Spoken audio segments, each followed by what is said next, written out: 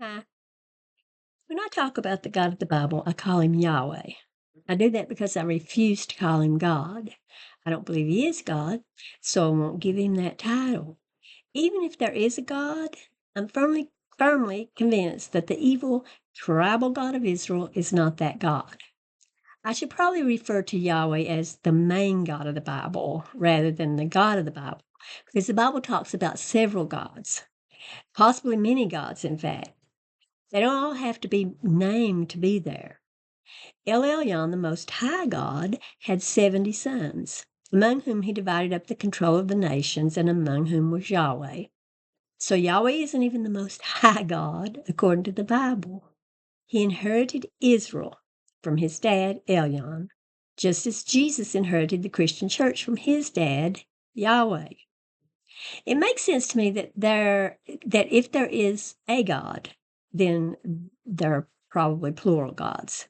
There are plural humans, dogs, trees, plural everything. Okay, maybe there's only one Santa Claus and one Easter Bunny, but we don't tend to accept that these characters are real. Today, I want to talk about the God or gods that might possibly exist, even if it should be Yahweh or El Elyon, and what our relationship to them should be. I think humans have made outrageous claims for gods regarding our responsibility to them.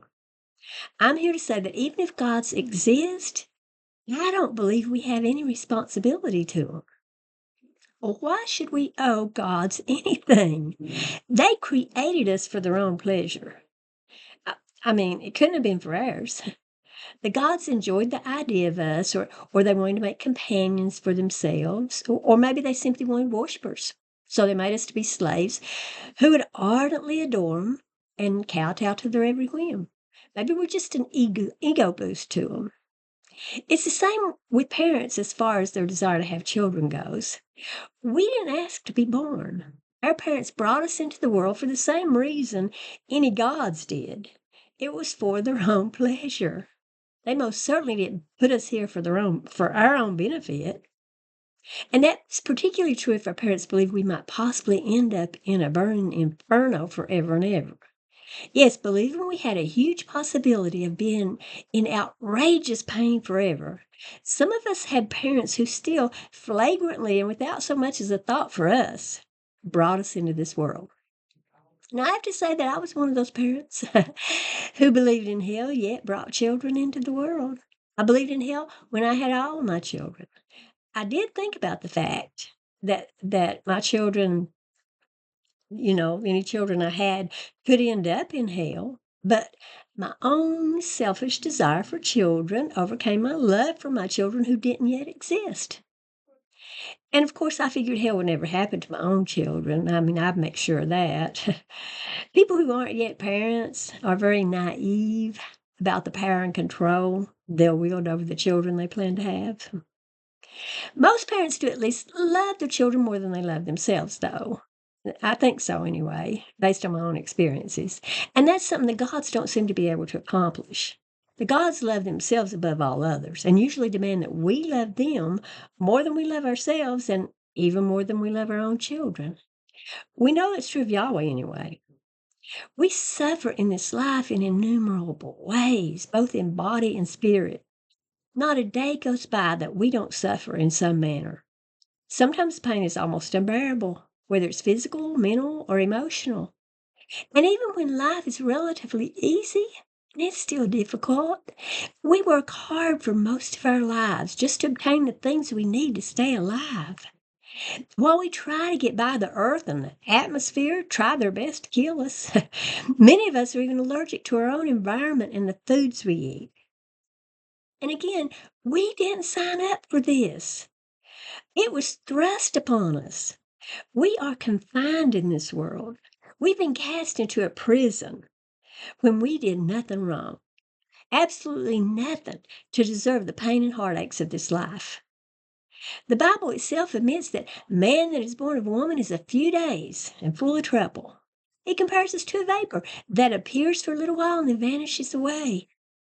Of course, we know this. From childhood, we understand that life is hard and someday we'll die. That's a piece of painful knowledge we must always live with. We don't just grieve our own death either. I don't know about you, but from early on, I grieved the death of my precious mother. And again, we did not ask for this. We were created without our consent. And it gets worse too. Not only do the gods tell us that we owe them for this perilous existence they've hoisted upon us, but they demand that we pay them. If we don't, they punish us, sometimes severely. Or so they say anyway. And as I said, according to some people, according to me at one time, the gods threaten us with even worse punishments, unfathomable pain and misery in a lake of fire and brimstone.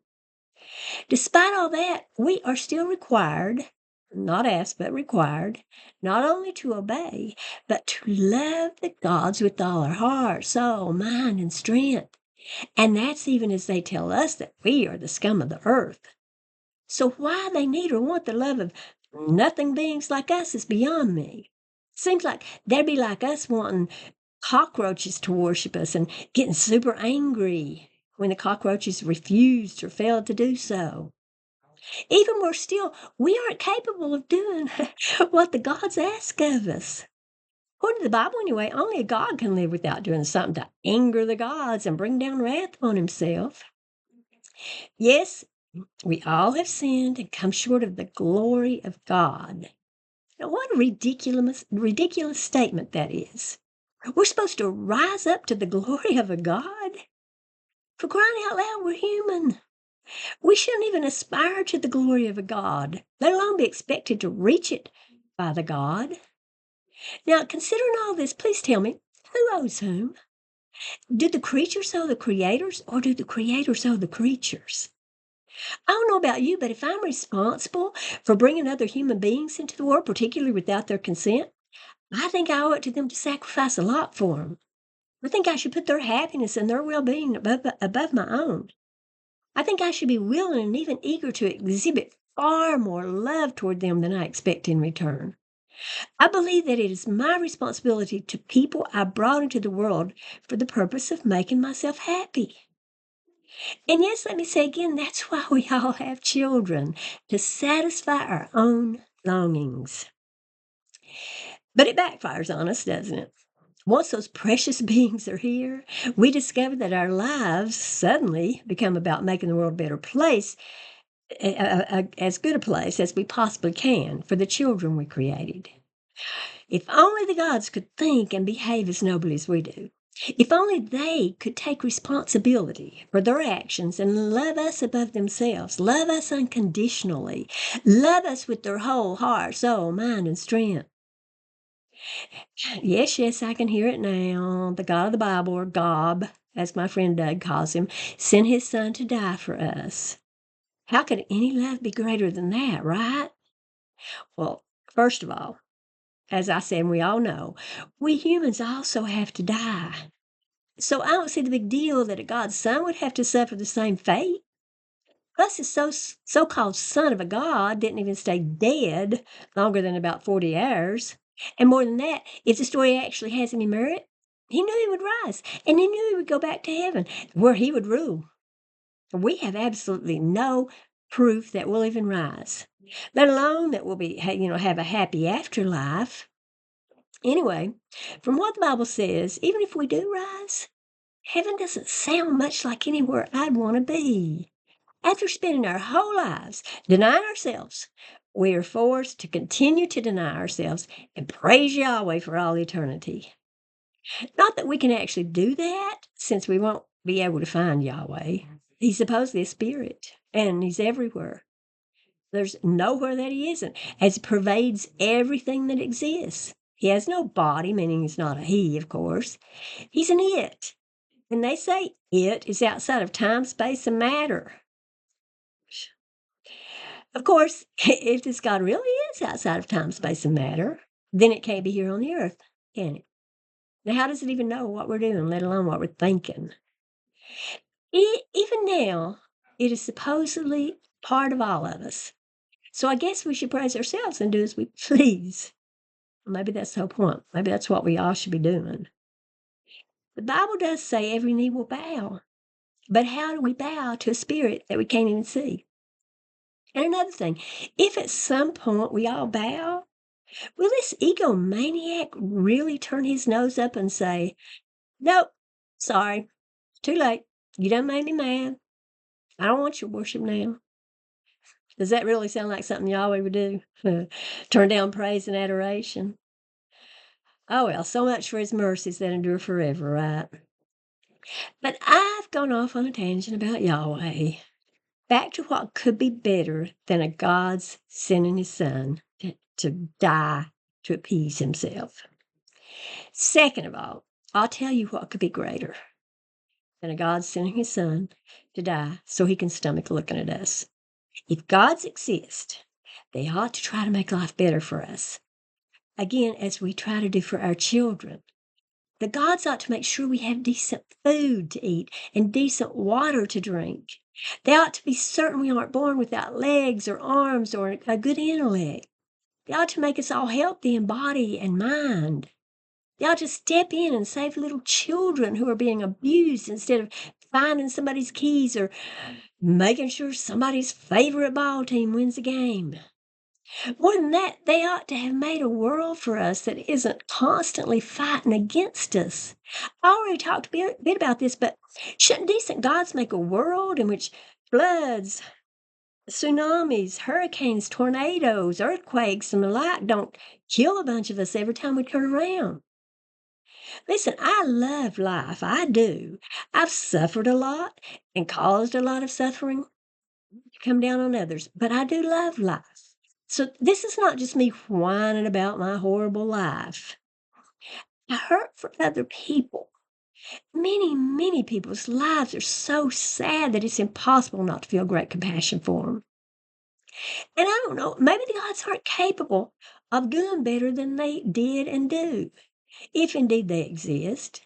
But if they're omnipotent and also omniscient and omnibenevolent as people claim Yahweh is, then they ought to do better by us than that, than what they do. Oh, and shouldn't gods make beings that don't have to consume one another to stay alive? What kind of good God would create animals that have no choice but to ravenously feast on other animals, other living beings? Have you seen videos of a lion eating a living gazelle? They're too painful to watch for very long. Surely gods could do better than that. And regarding human sacrifice, the death of Jesus, well, first of all, the gods having us murder their son and forcing us to believe human sacrifice is a good thing and will assuage their wrath is sick. That's even sicker than forcing lions to feed on gazelles. And that's even if the human sacrifice did indeed assuage the wrath of the gods. But second of all, this human sacrifice does nothing. Not with Yahweh, anyway. It certainly doesn't pay the debt we supposedly owe, does it? No, we still get punished. Again, at least by Yahweh, unless we bow down and do his bidding, including loving him above all others and above ourselves, which again we cannot do. So since the sacrifice doesn't absolve us of whatever deeds we do to anger Yahweh, it seems useless. Come on, y'all. We can't even love our fellow humans more than we love ourselves, or sometimes even much at all. And Yahweh said that if we can't love them whom we see, then we certainly can't love him whom we can't see. In view of our inability to esteem others better than ourselves, as the Bible commands, do we really think we can love a God whom we haven't seen above our own selves? And you know something else? We're all capable of committing the most heinous crimes imaginable. Given the right circumstances, and all things being equal, you and I could be as horrible a villain as the world has ever known. James Truslow Adams wrote, "There is so much good in the worst of us, and so much bad in the best of us, that it ill behooves any of us to find fault with the rest of us." And you know the saying, "There but for the grace of God go I." Well, I hate that saying because it's saying that I could commit the evil I'm referring to, but God made sure I didn't do that. But then he did nothing to help the person who committed the evil. Still, some of us are simply privileged to be in circumstances that make it a lot easier to believe the Bible or whatever other religious book might be true, and also to follow the good aspects of behavior that it expresses. So even if gods exist, they put us where we are and in the situations where we find ourselves. If they'd cared to make themselves available to you and to me, for instance, like they supposedly did for Abraham, Moses, and Saul of Tarsus, well, we would be more willing to bow down, wouldn't we? And you and I were probably brought up in a so called Christian nation. So if the Bible is the true word of a true God, then we were especially blessed by this God, while others have not been so blessed. There is no fairness in any of this religious stuff. And sure, everybody says, who said life was fair? Well, nobody said it because life is not fair.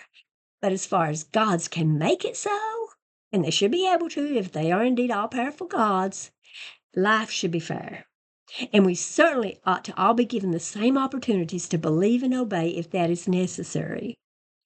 We are amazing, beautiful, and flawed people. And that's okay. Any gods who exist surely know that and accept us as we are, or at least they ought to, since they made us the way we are. To ask my question again, who owes whom? What seems like the logical answer to you? Do we owe the gods, or do they, if they exist, owe us for forcing us into the precarious position they've placed us in?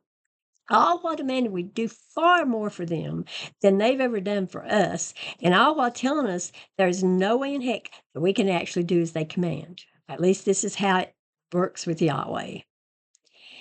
As someone carved into the wall of cell block 20, I can't pronounce this, mile, thousand Gusen concentration camp during the Holocaust, if there is a God, he will have to beg for my forgiveness. I think that's reasonable, don't you? Oh, and to quote Barb L. Sumner, God is like the high school girl's boyfriend from the next county. You hear a lot about him, but he never shows up for the dances. So true, Barb. If gods exist, you and I have no way of knowing that. We also have no way of knowing what they want.